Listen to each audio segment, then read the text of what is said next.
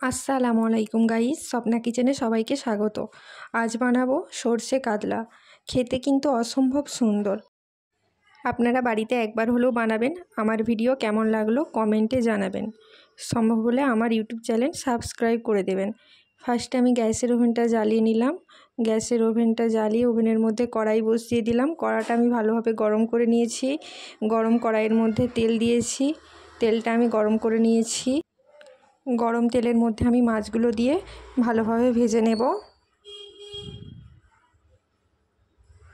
এদিকে মিক্সার জারের মধ্যে 3 টেবিল চামচ সরষে, 3 টেবিল চামচ সাদা তিল ভালো করে পেস্ট করে নিয়েছি। আবারও মিক্সার জারের মধ্যে পেঁয়াজ, কাঁচা লঙ্কা, টমেটো ভালো করে পেস্ট করে নিয়েছি। এবার গ্যাসের ওভেনটা জ্বালিয়ে নিলাম। ওভেনের মধ্যে কড়াই বসিয়ে দিলাম। কড়াটা আমি আগে গরম করে নেব। দেখুন কড়া গরম হয়ে গেছে। যে তেলটা দিয়ে আমি মাছ ভেজেছিলাম সেই তেলটাই আমি কড়ার মধ্যে দিলাম।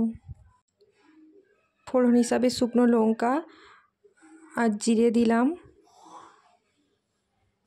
পেঁয়াজ, টমেটো, কাঁচা লঙ্কার পেস্টটা দিলাম। দিয়ে একবার ভালোভাবে নাড়িয়ে নিলাম।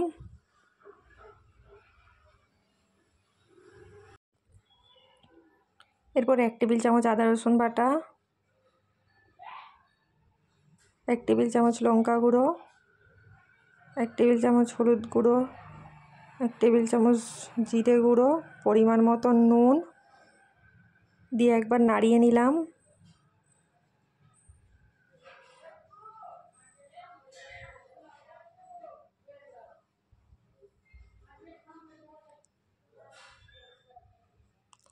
অল্প একটু জল দিয়ে মশলাটা কষিয়ে নেব।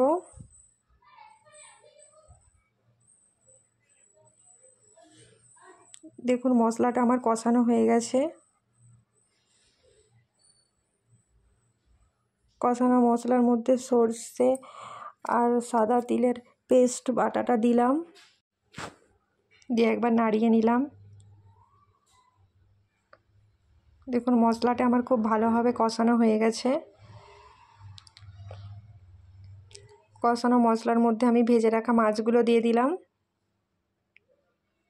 দিয়ে নাড়িয়ে নিলাম।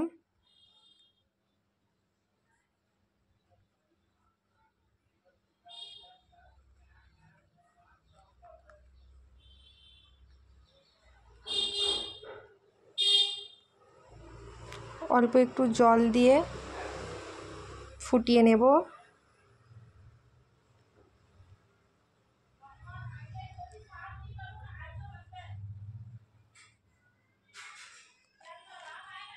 দেখুন আমি ফুটিয়ে নিয়েছি। এরপর গ্যাসের ওভেনটা অফ করে দিয়েছি। রান্নাটা দেখে বুঝতে পারছেন কতটা সুন্দর হয়েছে। তারপর একটা প্লেটে সার্ভ করলাম। রান্নাটা কিন্তু অসম্ভব সুন্দর হয়েছে। আপনারা অবশ্যই বাড়িতে একবার হলেও ট্রাই করবেন। আমার ভিডিও ভালো লাগলে like, comment, share and subscribe করে দেবেন। আর ফেসবুক থেকে দেখলে ফেসবুকের পেজটি ফলো করে দেবেন। আল্লাহ হাফেজ।